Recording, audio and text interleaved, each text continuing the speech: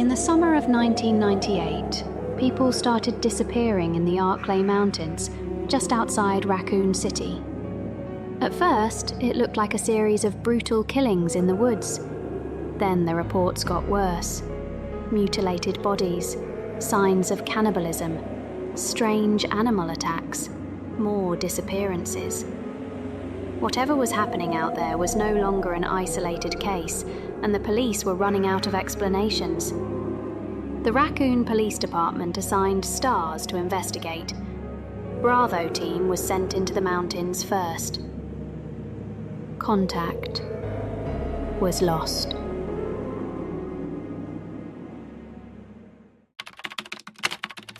Alpha team went into the Arklay Mountains the following night.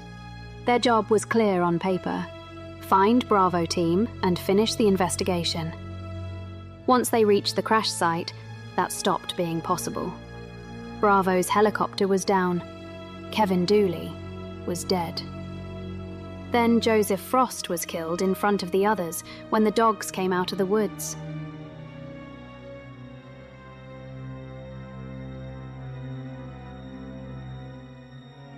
Brad Vickers panicked and lifted off, leaving the rest of the team on the ground. Chris Redfield, Jill Valentine, Barry Burton, and Albert Wesker ran for the only shelter they could reach and forced their way into the Spencer mansion. Inside, the pace changed immediately. The panic from the forest was gone, but nothing felt safe. The mansion was quiet, too large, and already wrong in ways they could not explain yet. There were signs that people had been there recently. There were signs that something violent had happened inside. Alpha Team split up to search the estate, and that is where control started to disappear for good. Once the team was broken apart, every hallway, locked door, and silent room started turning the search into a slow collapse. The first hours inside the mansion do a lot of damage to the story of Raccoon City. Up to that point, the killings in Arklay could still be treated as a remote crisis in the mountains. Inside the mansion, that stopped. The dead were inside the building. The infected were inside the building. Bravo team had already been torn apart there. Kenneth Sullivan was dead. Forrest Spire was dead. Richard Aiken would not make it out. Enrico Marini got close enough to the truth to become a problem, and that sealed his fate as well.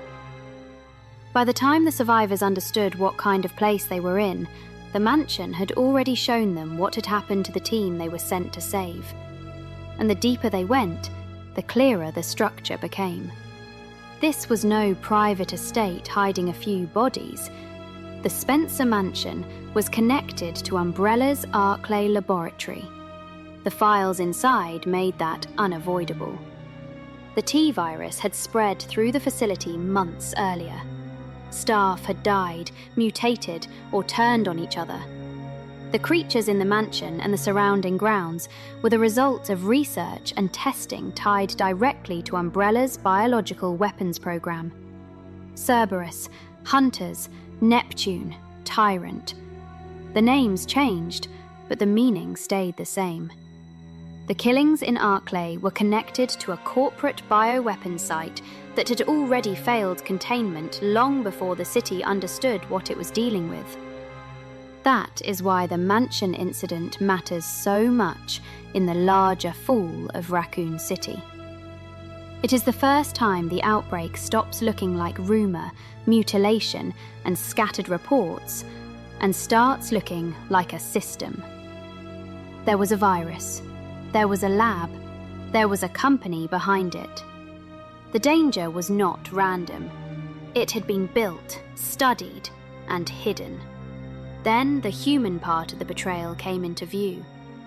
Wesker was never just the captain leading stars through a disaster. He had already been ordered to lure stars into the mansion. Bravo team had gone in first. Alpha team was sent after them. Both teams were used. Barry Burton was manipulated as part of that plan, and Enrico Marini was killed after getting too close to the truth. By the end of the incident, The survivors were no longer dealing only with monsters and infection. They were dealing with the fact that their own operation had been compromised from the start. By dawn on July 25th, the survivors had escaped and the mansion was destroyed. Chris Redfield, Jill Valentine, Rebecca Chambers, Barry Burton, and Brad Vickers made it out alive. Wesker was believed dead. The laboratory was gone. The tyrant had been confronted. On the surface, that looks like an ending. It was not. The destruction of the mansion removed the site, but it did not remove the truth behind it. It also did not remove the people protecting Umbrella's position inside Raccoon City. And that is the part that matters most for this video. The survivors came back with the truth. They had seen the lab. They had seen the virus. They had seen what Umbrella was doing in the mountains outside the city. Chris filed his report and called for a formal investigation. It was rejected. That rejection matters as much as anything that happened inside the mansion, because from that point on, Raccoon City was no longer just a city living near a hidden disaster. It was a city being kept in the dark while the people in power refused to confront the thing that had already reached its borders.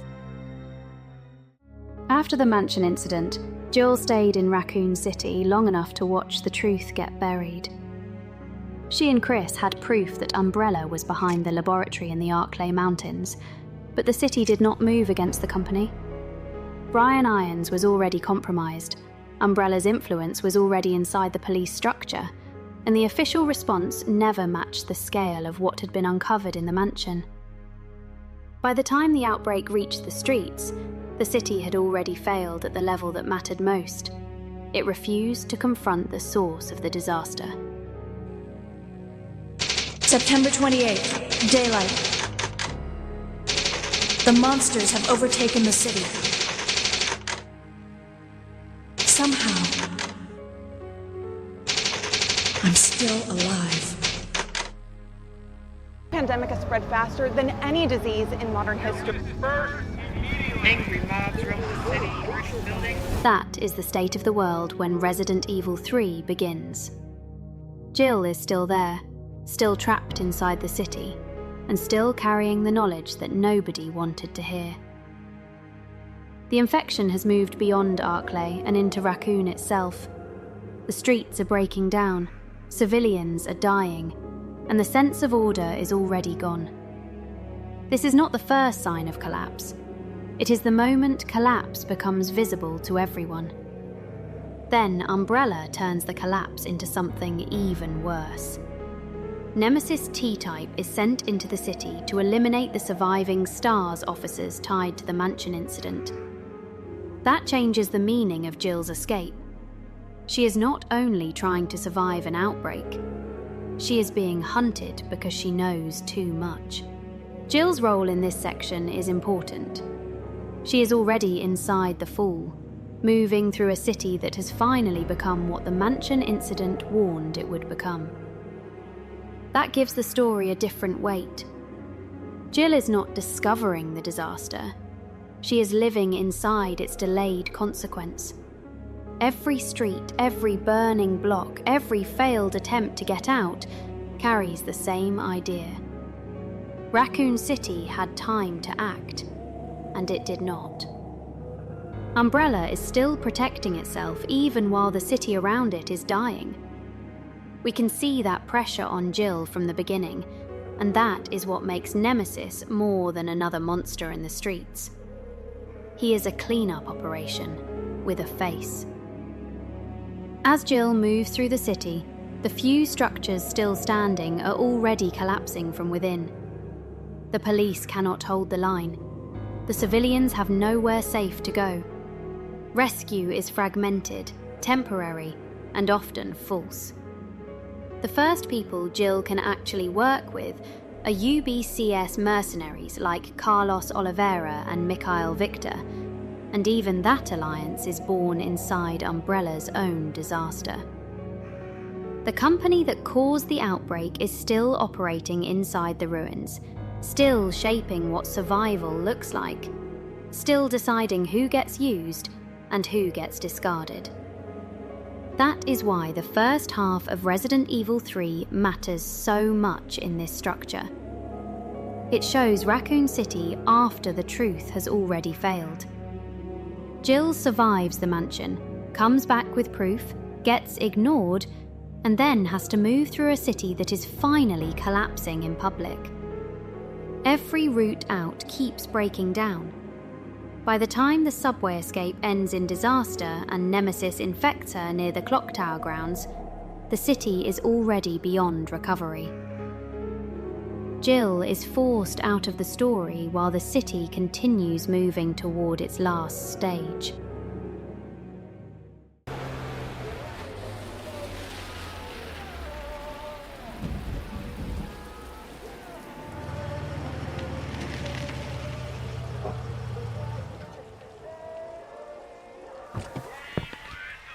Leon S. Kennedy reaches Raccoon City on the night of September 29th for what was supposed to be his first day as a police officer.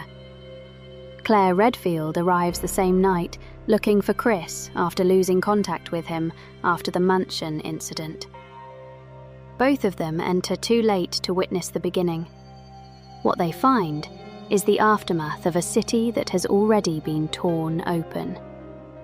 Burning streets, bodies are everywhere. The living are scarce, panicked, and already cornered. By the time Leon and Claire cross into Raccoon City, there is nothing left to preserve. That is what gives Resident Evil 2 its weight in this structure. Leon arrives with the last illusion the city can still support: duty. Claire arrives with the last personal reason anyone could still have for entering a place like this: family. The city strips both of those down almost immediately. Leon never gets a first day. Claire never gets a reunion. The RPD should have been the centre holding against the dark. Instead, it feels like a body left standing after death. The barricades are desperate. The officers are gone, dying, or about to turn. Marvin Branner is still trying to keep some last piece of order intact, but that only makes the place feel worse. Because the station is no longer proof that the city is fighting back. It is proof that the fight is already over. And sitting above all of that is the rot that helped bring it there in the first place. Brian Irons had already helped bury the mansion incident, already protected Umbrella, already crippled the one institution that should have recognized the threat before it spread into the streets. From there, Resident Evil 2 keeps dragging its survivors downward, out of the streets, through the station, into the sewers, into the underground labs, deeper and deeper into the part of Raccoon City most people were never supposed to see.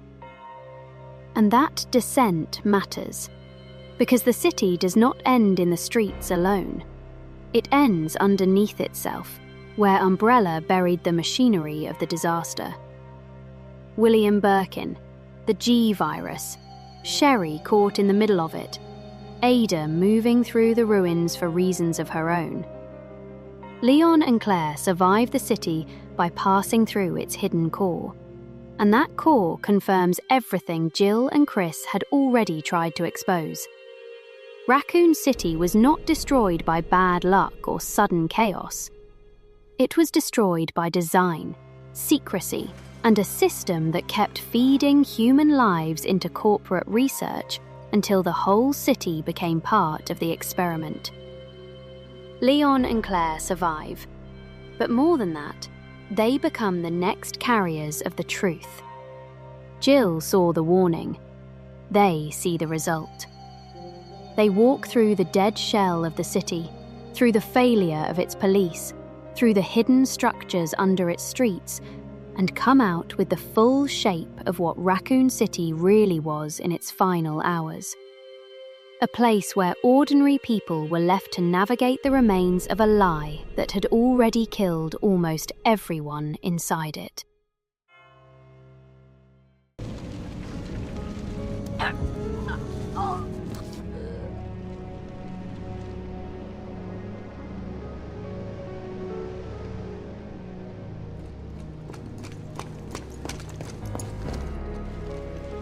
Jill! Hey, answer me. God damn it. Once Jill is out of the fight, Carlos is the one forced to carry the story forward. And that matters because by this point, Raccoon City is no longer about exposing Umbrella. That part is already over. The truth is out there, buried under too many bodies to matter. What remains now is endurance. Carlos holds the line while Jill is unconscious and gets the vaccine that keeps her from turning. When Jill wakes, Raccoon City is in its final hours. That changes the tone of the whole last act. There is no longer any illusion that the city can be reclaimed. The government is preparing the missile strike. Tyrell tries to buy time. Carlos pushes Jill back into motion. Under the hospital, Umbrella still has another lab, still more research, still more proof that the city was allowed to become a dumping ground for its own hidden machinery. Jill goes down into Nest 2, carrying everything the story has been building toward. The mansion incident, the buried investigation, the streets in collapse, the police reduced to a shell, the survivors who arrived too late. And now the final evidence that Umbrella kept building underneath a city it had already poisoned. This is where Nemesis reaches its full meaning. By the end, he barely feels like a pursuer anymore. He feels like the final shape of the incident itself. Still moving long after the city around him has already died. And Nikolai belongs in this last stretch for the same reason. He is one of the last human faces left in the disaster, and he treats the whole thing with the same logic that made Raccoon City possible in the first place. Data, contracts, payment, survival stripped of every moral layer. By then, Raccoon City is already lost. What remains is not a fight to save it, but a fight to escape it. Jill kills Nemesis with the railgun. She gets past Nikolai. Carlos gets her out. And then Raccoon City is erased by the missile strike on October 1st, 1998. That ending matters because it completes the argument of the whole video. The city does not die in a single night of chaos. It dies in stages. First in the mountains, then in the mansion, then in the refusal to act, then in the streets, then underground, and finally in a government decision that treats total destruction as the cleanest remaining answer. By the time the missile falls, Raccoon City has already been dead for a long time. The strike only makes it official. But if you step back for a moment, the ending only confirms what was already true. Raccoon City was not destroyed when the missile fell. It was destroyed the moment the truth was buried, the moment the warnings were ignored, and the moment human lives became cheaper than Umbrella's secrets. The missile did not kill the city. It was only the final attempt to bury the truth with it. Washed over us. All this death wasn't caused by a monster-making virus. It was greed. Human